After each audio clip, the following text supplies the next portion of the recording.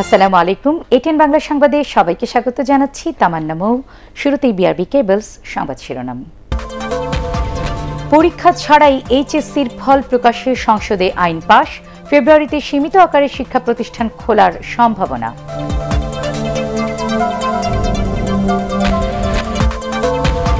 কাল ভারত থেকে আসছে 50 লাখ ডোজ ভ্যাকসিন। করোনা রোগীদের অ্যান্টিবডি পরীক্ষার অনুমতি দিল সরকার।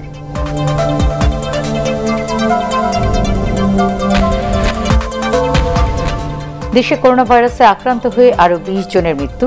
শনাক্তের হার নেমে এলো 3-এ।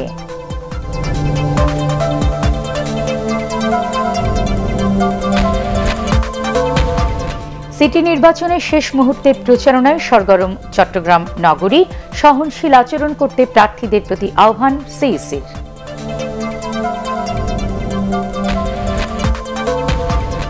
এবং রাজধানীর অর্ধকোটি মানুষের জন্য পাবলিক টয়লেট মাত্র 91টি, বেশিরভাগই ব্যবহার অনুপযোগী।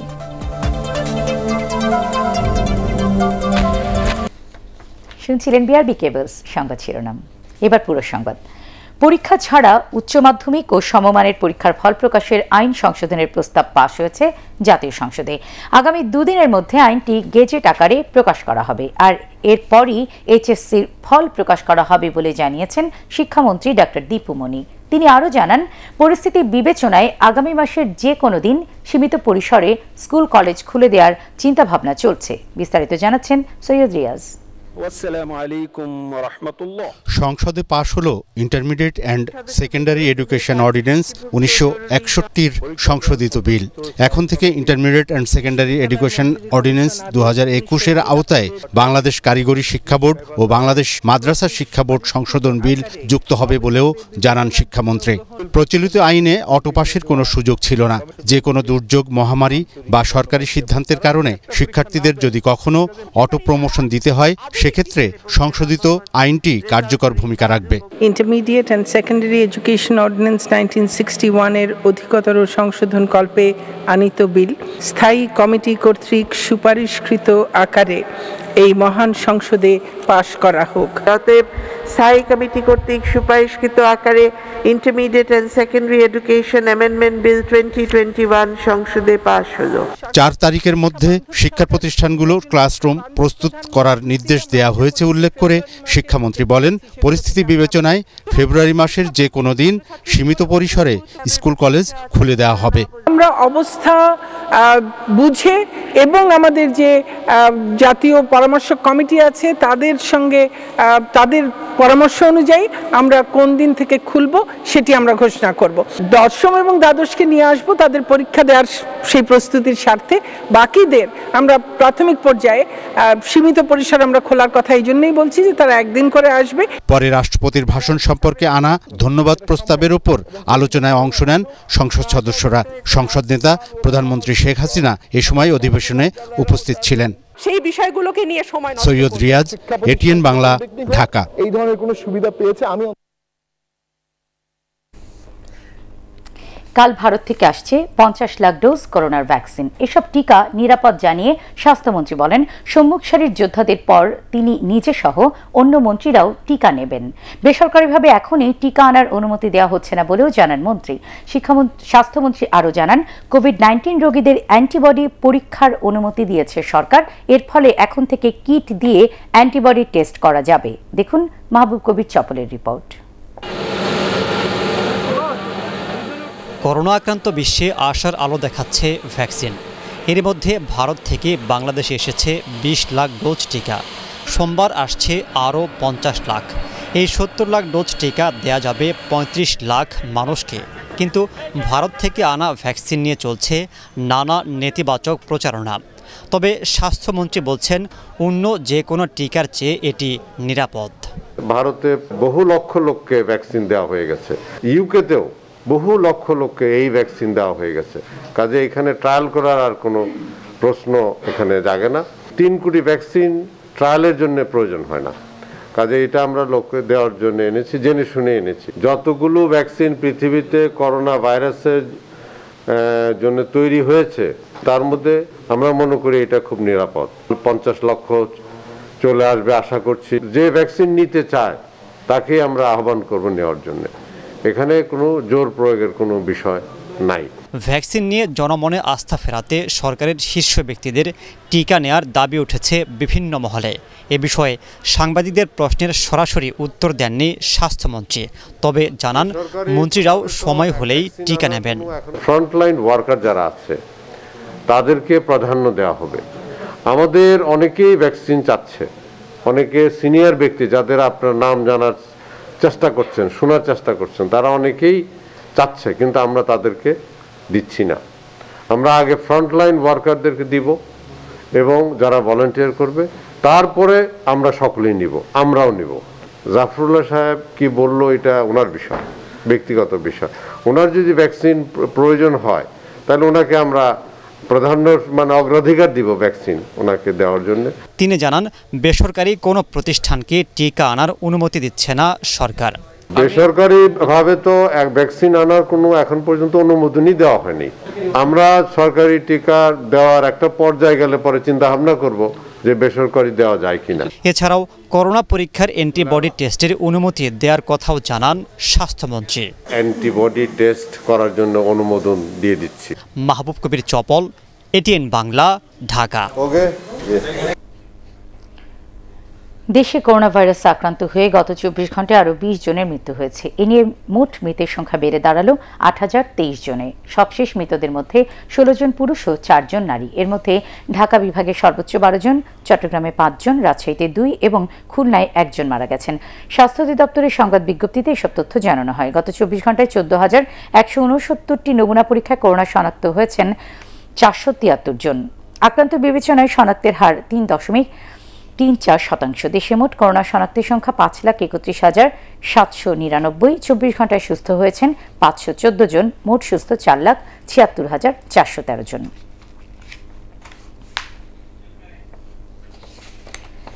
চট্টগ্রাম সিটি কর্পোরেশন নির্বাচনের খবর।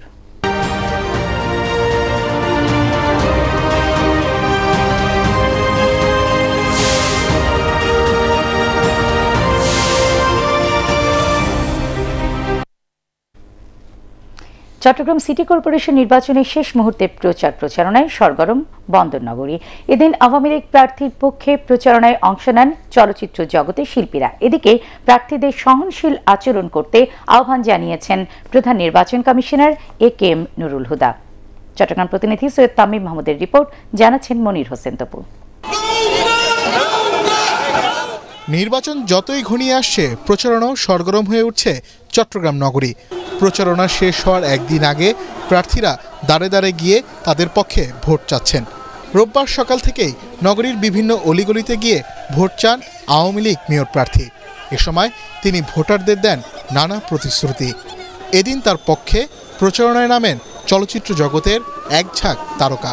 আমরা মনে করি চিটাগাংবাসী রেজাউল করিম ভাইয়ের হাত ধরে চিটাগাংকে আরো সমৃদ্ধ করবে। তাকে চট্টগ্রামবাসীরা সবাই ভোট দিয়ে আগামী 27 তারিখে জয়যুক্ত করে মাননীয় প্রধানমন্ত্রীর হাতকে সুসংগত করবে। উনি জয়যুক্ত মানে আমাদের নৌকা জয়যুক্ত হয়। নির্বাচনে ভোটারদের উৎসাহ দিতে এবং উন্নয়নের অগ্রযাত্রা এগিয়ে নিতে সর্বস্তরের মানুষ নৌকার পক্ষে প্রচারণায় নেমেছেন বলে জানান আওয়ামী লীগ মনোনীত মেয়র প্রার্থী রেজাউল করিম। এই নৌকায় ভোট দেওয়ার জন্য, জনগণকে উদ্বুদ্ধ করার জন্য, আরো সচেতন করার জন্য ওনারা প্রচারণায় অংশগ্রহণ করেন। এদিকে বিএনপি মেয়র প্রার্থী শাহাদাত হোসেন এবং কাউন্সিলররাও নিজ নিজ অবস্থান থেকে নির্বাচনী প্রচারণায় অংশ নেন। নগরীর অলিগলিতে গিয়ে তারা ভোট চান। আমাদের নেতা কর্মীদেরকে গ্রেফতার করছে, মিথ্যা সাজানো মামলা দিচ্ছে, ঘরে ঘরে গিয়ে ভয় ভীতি প্রদর্শন করছে। চট্টগ্রাম সিটি নির্বাচনকে কেন্দ্র করে এরই মধ্যে কয়েক দফা সহিংসতার ঘটনা ঘটে। প্রায় সংঘর্ষে জড়াচ্ছেন কাউন্সিলর এবং মেয়র প্রার্থীর সমর্থকরা। প্রধান নির্বাচন কমিশনার নির্বাচনের প্রার্থী ও সমর্থকদের ধৈর্য ও সহনশীল হওয়ার আহ্বান জানান। পরে নির্বাচনে বিএনপি প্রার্থীর হয়রানির অভিযোগ ও সাধারণ ছুটি নিয়ে কথা বলেন সিইসি। ফৌজদারি অপরাধ হয়ে থাকে, আইন অনুসারে তাদের বিরুদ্ধে ব্যবস্থা গ্রহণ করা হবে। আমি আগেও বলেছিলাম কমিশনার, এই মেট্রোপলিটন কমিশনার সাহেবকে আজকে বলেছি, সেই সুযোগে যেন কোনো নিরপরাধ লোক যারা ওই সংঘাতের সাথে সম্পৃক্ত না, তারা যেন হয়রানির সম্মুখীন না হন। আগামী 27 জানুয়ারি সুষ্ঠুভাবে ভোটাররা তাদের ভোটাধিকার প্রয়োগের মাধ্যমে পছন্দের প্রার্থীকে নির্বাচন করবেন এমনটাই আশা সকলের। Bureau report, ATN Bangla.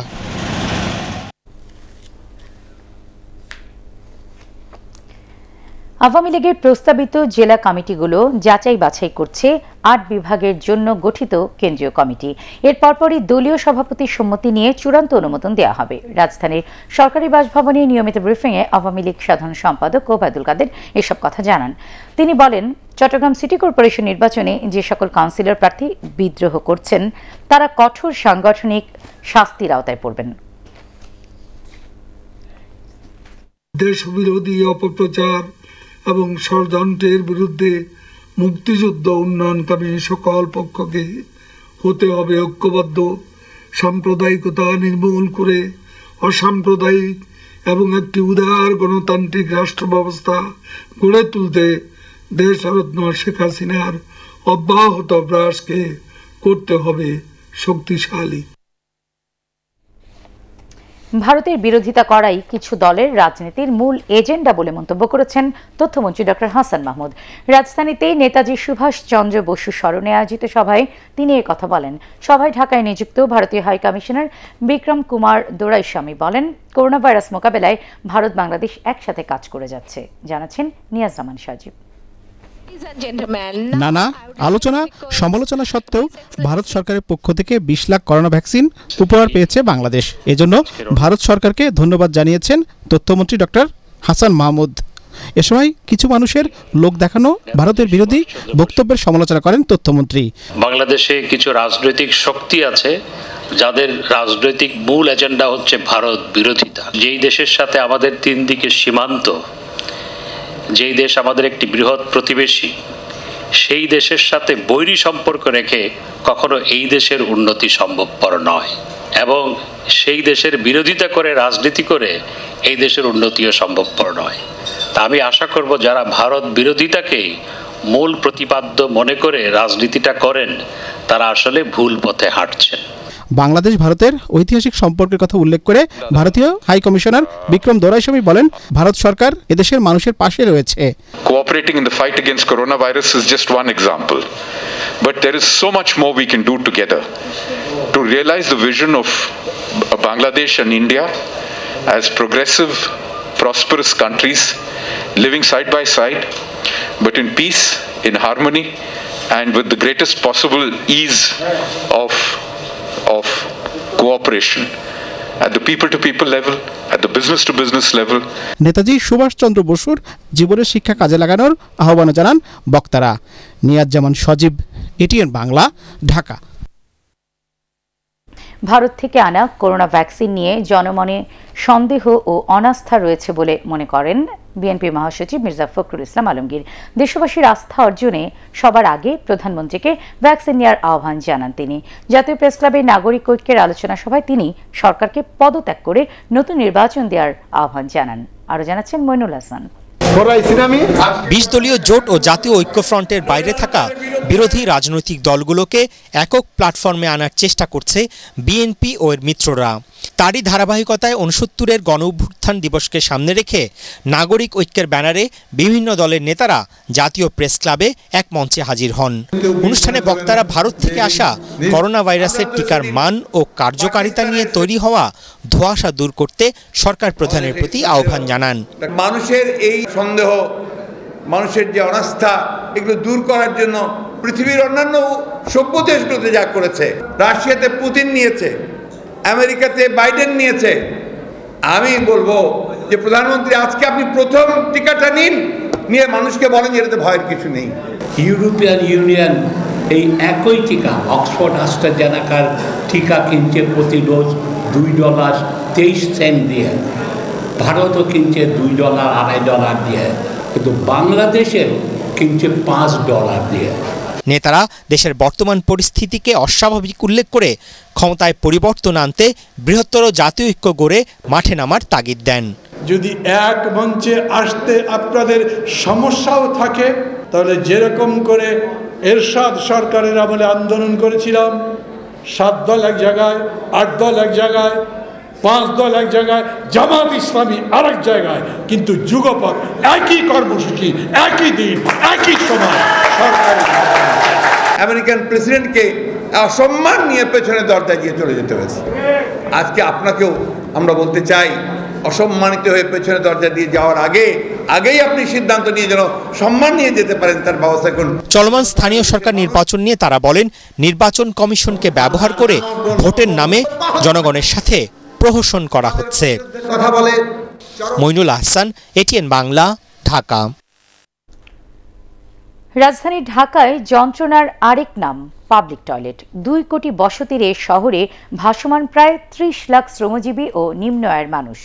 বাইরে থেকে প্রতিদিন আসা যাওয়া করছে আরও প্রায় 10 লাখ। এই অর্ধকোটি মানুষের জন্য রাজধানীতে গণ টয়লেট রয়েছে মাত্র 91টি, যার অনেকগুলোই ব্যবহারের অযোগ্য।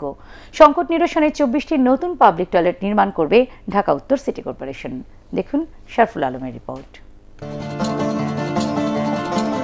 রাজধানী ঢাকা, জীবন ও জীবিকার তাগিদে এ শহরে মানুষের যাতায়াত সব সময়। নিরুপায় হয়ে ব্যস্ত নগরীতে লজ্জা ভুলে চলার পথেই অনেকেই প্রাকৃতিক ডাকে সাড়া দেন। বাসাবাড়ি থেকে সারাদিনের জন্য কাজে বের হয়ে অনেকেই খুঁজতে হয় পাবলিক টয়লেট, কিন্তু তা পাওয়া বেশ কঠিন। মহাখালী বাস টার্মিনালে পাবলিক টয়লেট আছে 3টি। অবকাঠামো থাকলেও স্বাস্থ্যসম্মত উপকরণ না থাকায় যাত্রীরা বাধ্য হয়েই অস্বাস্থ্যকর ও নোংরা পরিবেশে তা ব্যবহার করছেন।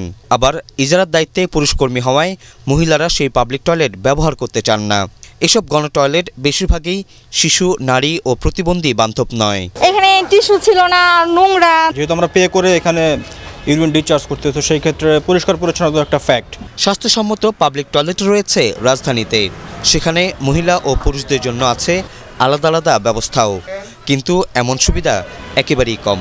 এখনকার যে টয়লেটগুলো, ওইগুলোতে আমরা মানে এক ধরনের বাসার একটা ফিল পাই। জনবহুল এলাকা, এই এলাকায় যে এমন একটা ওয়াশরুম আছে, সেটা যদি আরো উন্নত করা হোক তাহলে আমাদের জন্য, সবার জন্য ভালো হবে। টয়লেটগুলো ভালো রাখাটা এটা একটা নতুন সূচক হিসেবে আমাদেরকে সামনে নিয়ে আসা দরকার, এবং এইখানে আসলে যিনি ব্যবহার করেন তার সচেতনতা, তার ব্যবহারিক পরিবর্তন আনা দরকার। ন্যাশনাল হাইজিন এজেন্ডা 2021-এ বাংলাদেশের জন্য অন্যতম একটা কাজ হিসাবে হাতে নেওয়া দরকার, যেখানে সরকার, রাষ্ট্র এবং জনগণ সবারই কিন্তু ভূমিকা রাখার প্রয়োজন আছে। দক্ষিণ ও উত্তর সিটি কর্পোরেশন এলাকায় পাবলিক টয়লেট আছে 60টি, আর বেসরকারি উদ্যোগে আধুনিক টয়লেট রয়েছে আরও 31টি। এখনো 24টি টয়লেটের ফান্ড কিন্তু আমার কাছে আছে। আমি জনগণকে বলবো, আপনারা আমাকে জায়গা দিন। ঢাকায় প্রতিদিন অন্তত 50 লাখ মানুষ পাবলিক টয়লেট ব্যবহার করেন।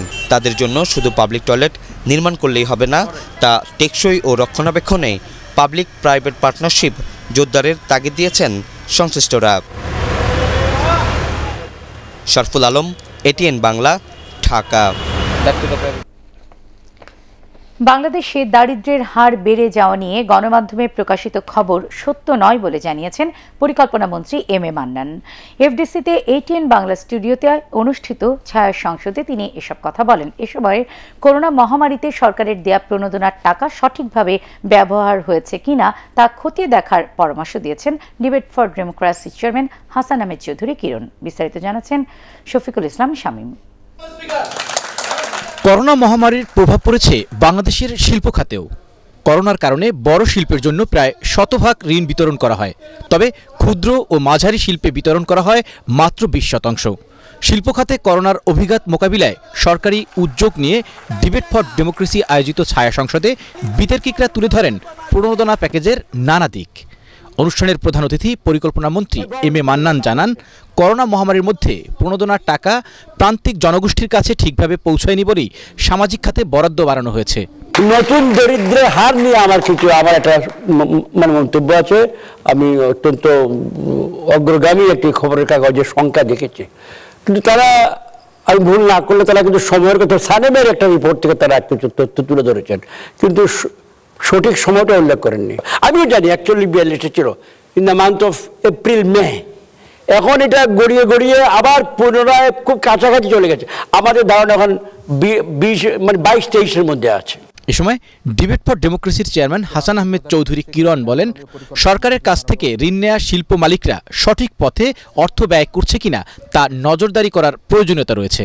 যারা ঋণ প্রদান করে নাই, করোনা তাদের ভাগ্য খুলে দিয়েছে। আজকে তাদের করোনার সময়ে তাদের ঋণ প্রদান করবার কথা, রিশিডিউল না হবার কথা, অথবা তারা আইনের আশ্রয় যাবার কথা, কিন্তু করোনা তাদের ভাগ্য খুলে দিয়ে তারা আবার পুনরায় ঋণ নিয়েছে। এই যে প্রণোদনা প্যাকেজ যতগুলি শিল্প প্রতিষ্ঠান বা বড় বড় প্রতিষ্ঠানগুলোকে দেওয়া হয়েছে, সেটি সরকার অবশ্যই ভালোভাবে আবার দেখবেন তারা সেই প্রণোদনাটা কাজে লাগিয়েছে কিনা, নাকি সেই প্রণোদনা দিয়ে আবারও বাড়ি গাড়ি অট্টালিকা করে, দ্বৈত হোম তৈরি করে, দ্বিতীয় পাসপোর্ট তৈরি করে, বাংলাদেশ থেকে পিকে হালদার মতো টাকা বিদেশে পাঠিয়ে দিয়ে আবারও এই দেশের অর্থনৈতিক খাতকে ভঙ্গুর করে দিয়েছে কিনা, সেটি কিন্তু আমাদেরকে ভাবতে হবে। প্রতিযোগিতায় ঢাকা কমার্স কলেজের বিতর্কিকদের হারিয়ে ওয়ার্ল্ড ইউনিভার্সিটি অব বাংলাদেশের বিতর্কিকরা জয়লাভ করেন। শফিকুল ইসলাম শামীম, এটিএন বাংলা, ঢাকা।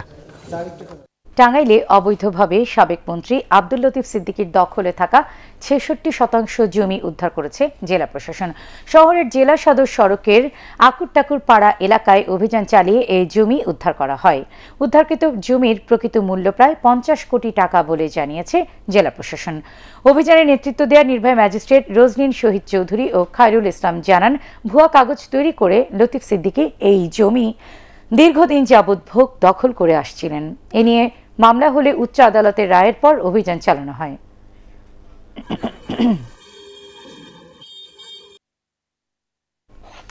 সুচিন্তিত পরিকল্পনায় দেশের করোনা পরিস্থিতি সরকার নিয়ন্ত্রণে রেখেছে বলে মন্তব্য করেছেন পররাষ্ট্রমন্ত্রী A K M. Abdul Momen. American chamber of commerce AmCham আয়োজিত ফ্রন্টলাইন জার্নালিস্ট অ্যাওয়ার্ড অনুষ্ঠানে তিনি একথা বলেন। সামাজিক যোগাযোগ মাধ্যমে করোনা নিয়ে ভুল তথ্য ও অপপ্রচার রোধে সাংবাদিকদের ভূমিকার প্রশংসা করেন মন্ত্রী। করোনাকালীন সময়ে এসএমই খাতে প্রণোদনা নিয়ে বিশেষ প্রতিবেদন করার জন্য এই অ্যাওয়ার্ড পেয়েছেন এটিএন বাংলার সিনিয়র রিপোর্টার শরফুল আলম সহ মোট ৩০ জন রিপোর্টার। অনুষ্ঠানে বাংলাদেশে নিযুক্ত আমেরিকার রাষ্ট্রদূত রবার্ট এ মিলার উপস্থিত ছিলেন। ডিজিটাল টেকনোলজির ব্যবহার নিয়ে দ্বিধাগ্রস্ত না হয়ে এর সঠিক ব্যবহার নিশ্চিত করতে অভিভাবক ও শিক্ষার্থীদের প্রতি তাগিদ দিয়েছেন ডাক ও টেলিযোগাযোগ মন্ত্রী Mostafa Jabbar. Bangladesh association of software and information বেসিসের প্রফেশনাল কোর্স নিয়ে আয়োজিত সংবাদ সম্মেলনে মন্ত্রী এসব কথা বলেন। অনলাইনে যুক্ত হয়ে মোস্তফা জব্বার জানান, পাঠ্যপুস্তক কেন্দ্রিক শিক্ষা ব্যবস্থার কারণে শিক্ষার্থীরা পিছিয়ে পড়ছে। Digital marketing, web design, business communication সহ 14টি বিষয়ে স্নাতক উত্তীর্ণরা বিনামূল্যে এই কোর্স থেকে প্রশিক্ষণ গ্রহণ করতে পারবেন বলে সংবাদ সম্মেলনে জানানো হয়। নিয়ম থাকলেও পণ্য আমদানি রপ্তানিতে পর্যাপ্ত ইন্স্যুরেন্স করা হচ্ছে না বলে জানিয়েছেন বিমা উন্নয়ন কর্তৃপক্ষের chairman doctor M Mosharraf Hossain. Image সংকট কাটাতে বাংলাদেশ ব্যাংকের গভর্নরের সাথে এ মাসে আলোচনার উদ্যোগ নেওয়া হয়েছে বলেও জানান তিনি। বিমা খাতের চ্যালেঞ্জ ও সুবিধা নিয়ে অর্থনৈতিক রিপোর্টারদের সংগঠন ইআরএফ মিলনায়তনে বাণিজ্য প্রতিদিন আয়োজিত সেমিনারে এসব তথ্য জানানো হয়। নন লাইফ ইন্স্যুরেন্স নীতিতে কিছু সংস্কার করা হয়েছে জানিয়ে বিশ্লেষকরা বলছেন, এরপরও জিডিপি অনুপাতে বিমা প্রিমিয়াম মাত্র 10.5 ভাগ। টেকসই অর্থনীতির জন্য সব শ্রেণী পেশার মানুষকে বিমা সুবিধার আওতায় আসার আহ্বান জানানো হয় এই অনুষ্ঠানে। এক্সপোর্ট ইম্পোর্ট হচ্ছে, এগুলো কিন্তু আপনার ব্যাকড বাই ইন্স্যুরেন্স হতে হয়। দ্যাট ইজ, সেগুলোতে এলসি থাকতে হয়। এলসির আগে আপনার এলসির একটা প্রি রিকুইজিট হচ্ছে কিন্তু কাভার নোট থাকতে হয়। এটার মধ্যে আমরা দেখতে পেয়েছি যে একটা গ্যাপ আছে। বেশ বড় অঙ্কের ইন্স্যুরেন্স না হয়ে অথবা without taking permission from the ইডরা they are taking insurance from abroad, যেটাতে আমাদের ফরেক্সকে থ্রেট করছে। ক্রিকেট সহ দেশের ক্রীড়া উন্নয়নে আরাফাত রহমান কোকো অসামান্য অবদান রেখে গেছেন বলে মন্তব্য করেছেন বিএনপি মহাসচিব মির্জা ফখরুল ইসলাম আলমগীর। সাবেক রাষ্ট্রপতি জিয়াউর রহমান ও বিএনপি চেয়ারপারসন বেগম খালেদা জিয়ার ছোট ছেলে আরাফাত রহমান কোকোর মৃত্যুবার্ষিকী উপলক্ষে বনানী কবরস্থানে শ্রদ্ধা জানাতে গিয়ে তিনি কথা বলেন। মির্জা ফখরুল অভিযোগ করেন, 111-এ সরকারের নির্যাতনের কারণেই কোকোকে অকালে প্রাণ হারাতে হয়েছে। বিএনপি ও এর অঙ্গ সংগঠনের নেতাকর্মীরাও তার প্রতি শ্রদ্ধা জানান। পরে গুলশান কার্যালয়ে আরাফাত রহমান কোকোর আত্মার মাগফিরাত কামনায় মিলাদ দোয়া অনুষ্ঠিত হয়। দলের সিনিয়র নেতারা এতে অংশ নেন।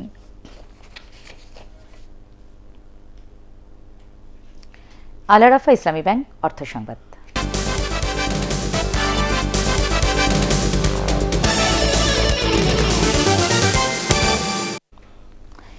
চট্টগ্রামের প্রথম শিল্পী হিসেবে কপিরাইট সনদ পেল সঙ্গীতজ্ঞ আব্দুল গফুর হালির কালজয়ী গান।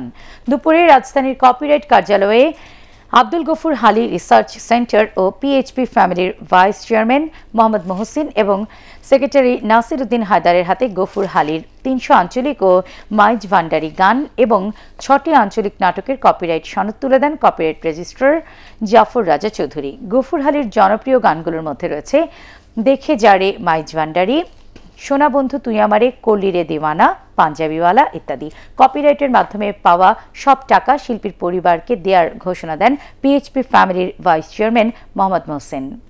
গফুর হালির 2000-এরও বেশি গানের মধ্যে 76টি মাইজ ভান্ডারি গান জার্মান ভাষায় অনুবাদ করা হয়। তার গান নিয়ে গবেষণা করছেন বিশ্বখ্যাত নৃবিজ্ঞানী পিটার বার্টুসি ও মার্কিন সঙ্গীত গবেষক ডক্টর বেঞ্জামিন ক্রাকাউর। চট্টগ্রাম অঞ্চলের বিখ্যাত জনপ্রিয় কিছু গান, দিলে বড় জ্বালারে, পাঞ্জাবিওয়ালা, সোনা বন্ধু তুই আমারে, করলি রে দেওয়ানা, এরকম অসংখ্য জনপ্রিয় গানের রচয়িতা সুরস্রষ্টা মরহুম গফুর আলী। এখান থেকে অর্জিত অর্থ আসলে আমরা কিছু গবেষণা করতেছি আঞ্চলিক গান নিয়ে, চট্টগ্রামের বিশেষ করে ওগুলো নিয়ে গবেষণা হবে, ওগুলো পুনরুদ্ধার হবে এবং ওগুলোকে যাতে আর্কাইভে রাখা যায় সেই উদ্যোগ নেওয়া হচ্ছে। পার্টিক্স খেলার খবর।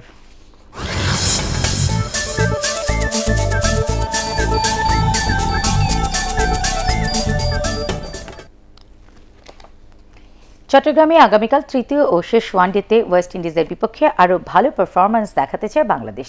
ম্যাচকে সামনে রেখে সংবাদ সম্মেলনে একথা জানান স্বাগতিক দলের অধিনায়ক তামিম ইকবাল। এ সময় ওয়েস্ট ইন্ডিজের সহকারী কোচ রডি ইস্টউইক বলেন, ব্যাটিংয়ে তাদের আরও উন্নতি দরকার। জহুর আহমেদ চৌধুরী স্টেডিয়ামে সোমবার সকাল 11:30টায় শুরু হবে ম্যাচটি। রিপোর্ট করছেন এস.এম. আশরাফ।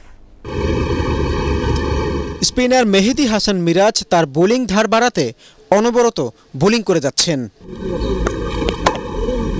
আরেক পাশে সাকিব আল হাসান নেট অনুশীলনে ঝালিয়ে নিচ্ছেন তার ব্যাটিং গ্রিপ। জহুর আহমেদ চৌধুরী স্টেডিয়ামে তৃতীয় ওয়ানডের আগে স্বাগতিকরা অনুশীলনে এতটুকু ঘাটতি রাখতে চায়নি। বাংলাদেশের অধিনায়ক তামিম ইকবাল বলেন, সিরিজ নিশ্চিত হলেও তাদের লক্ষ্য white wash. I hope this continues. Got an important game tomorrow. Yes, we have won the series, but as I said, there's 10 more points up for grabs. দ্বিতীয় ওয়ানডের পরই দেশ সেরা ওপেনার জানিয়েছিলেন অন্যদের সুযোগ দিতে চায় টিম ম্যানেজমেন্ট। তবে কে বাদ পড়ছেন আর কে দলে ঢুকছেন তা নিশ্চিত করেননি চট্টলার ছেলে। We might have very few changes, but I'm sure whoever is coming in, they all are match winners. They have done well in the past whenever they have played well. অন্যদিকে দুই ওয়ানডেতেই 150-র নিচে অল আউট হওয়া ক্যারিবীয়দের ভাবনায় তাদের batting performance. A lot of the players are going into the unknown. They're not accustomed to playing big scores on the board. They teams are very comfortable defending.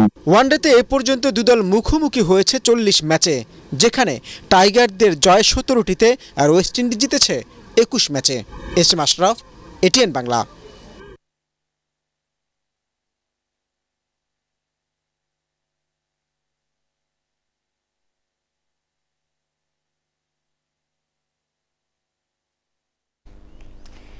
Bangladesh premier লিগে মুক্তিযোদ্ধা সংসদ জিতলেও draw করেছে Mohammedan sporting club. Bangabandhu জাতীয় স্টেডিয়ামে শেখ রাসেল ক্রীড়া চক্রের সাথে 1-1 গোলে ড্র করে পয়েন্ট হারিয়েছে সাদা কালো শিবির। প্রথমার্ধের যোগ করার সময়ে স্পট কিকে মোহামেডানকে এগিয়ে দেন সোলেমান দিয়াবাতে।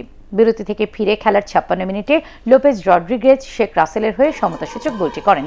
এদিকে মুন্সিগঞ্জের বীরশ্রেষ্ঠ মতিউর রহমান স্টেডিয়ামে মেহেদী হাসানের দেয়া একমাত্র গোলে আরামবাগ ক্রীড়া সংঘকে পরাজিত করেছে মুক্তিযোদ্ধা সংসদ ক্রীড়া চক্র। 4 দল নিয়ে 27 জানুয়ারি শুরু হচ্ছে বঙ্গবন্ধু বিভাগীয় T10 হুইলচেয়ার ক্রিকেট সিরিজ। অংশ নেবে ঢাকা, ময়মনসিংহ, রাজশাহী এবং চট্টগ্রাম দল। বঙ্গবন্ধু স্টেডিয়ামে এই উপলক্ষে আয়োজিত সংবাদ সম্মেলনে প্রতিযোগিতার বিভিন্ন দিক তুলে ধরেন ড্রিম ফর ডিসএবিলিটি ফাউন্ডেশনের সভাপতি হেদায়েতুল আজিজ মুন্না। তিনি জানান, 4টি বিভাগের প্রতিভাবান ক্রিকেটাররা আলাদা আলাদা দলে ভাগ হয়ে 2 গ্রুপে খেলবে। গ্রুপ সেরা 2 দল 28 জানুয়ারি পল্টন মাঠে খেলবে ফাইনাল। শেষ করার আগে বিআরবি কেবল সংবাদ শিরোনাম আরও একবার। পরীক্ষা ছাড়া এইচএসসির ফল প্রকাশে সংসদে আইন পাস। ফেব্রুয়ারিতে সীমিত আকারে শিক্ষা প্রতিষ্ঠান খোলার সম্ভাবনা।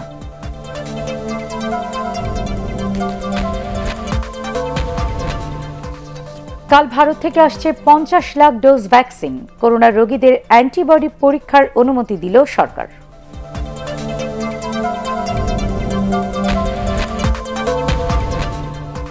দেশে করোনা ভাইরাসে আক্রান্ত হয়ে আরো 20 জনের মৃত্যু, শনাক্তের হার নেমে এলো 3-এ।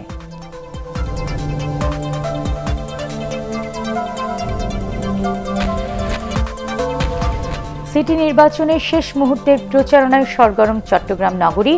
সহনশীল আচরণ করতে প্রার্থীদের প্রতি আহ্বান সিইসির।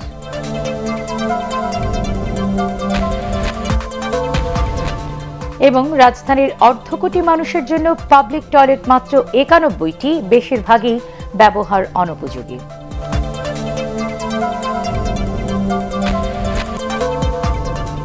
পরবর্তী সংবাদ দেখার আমন্ত্রণ জানিয়ে এখনকার মতো শেষ করছি। করোনা ভাইরাস থেকে নিজেকে সুরক্ষিত রাখতে মাস্ক পরুন, বারবার হাত পরিষ্কার করুন, আর এটিএন বাংলা সংবাদ ইউটিউবে দেখতে ব্রাউজ করুন youtube/ATN Bangla News। আল্লাহ হাফেজ।